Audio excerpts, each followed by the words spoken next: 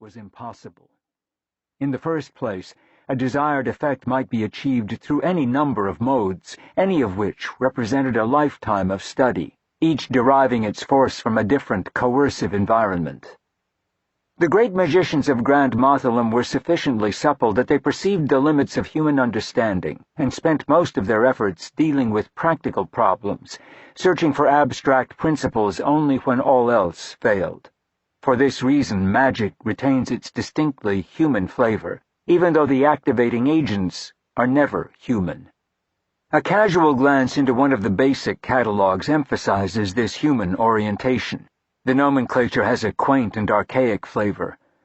Looking into, for instance, Chapter 4 of Killiclaw's Primer of Practical Magic, Interpersonal Effectuations, one notices, indicted in bright purple ink, such terminology as Zarfajo's Physical Malapsy, Arnholt's Sequestrius Digitalia, Luther Brassnose's 12-fold Bounty, The Spell of Forlorn Insistment, Tinkler's Old-Fashioned Froost, Clambard's Reign of Long Nerves, The Green and Purple Postponement of Joy, Panguire's Triumphs of Discomfort, Lugweiler's Dismal Itch, Kulip's Nasal Enhancement, Roddel's Pervasion of the Incorrect Chord.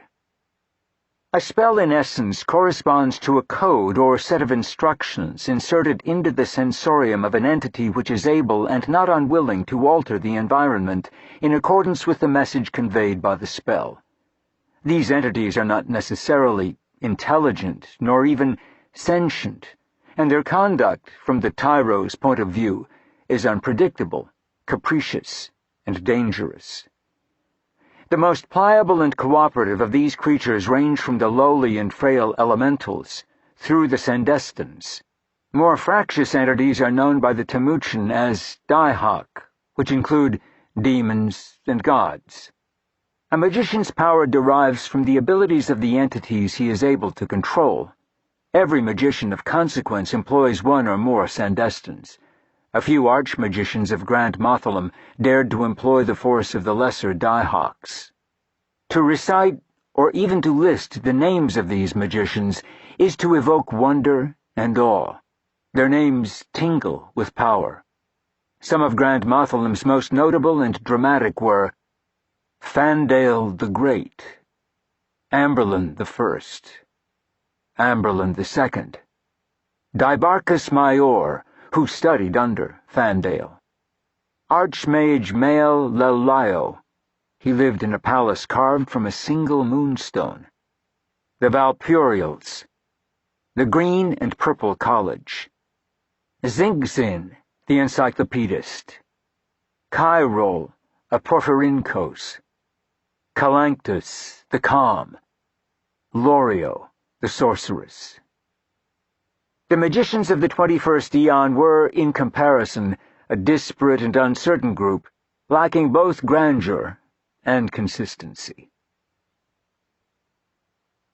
Chapter 1. The Mirth. 1. One cool morning toward the middle of the 21st Eon, Rhialto sat at breakfast in the east cupola of his manse Fallu.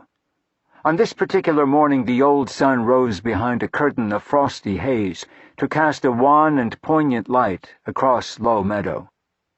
For reasons Rhialto could not define, he lacked appetite for his breakfast and gave only desultory attention to a dish of watercress, stewed persimmon, and sausage, in favor of strong tea and a rusk.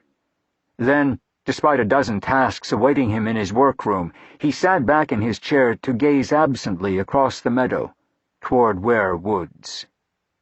In this mood of abstraction his perceptions remained strangely sensitive.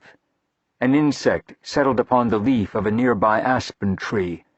Rhialto took careful note of the angle at which it crooked its legs and the myriad red glints in its bulging eyes.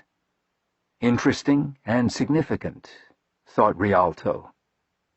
After absorbing the insect's full import, Rhialto extended his attention to the landscape at large.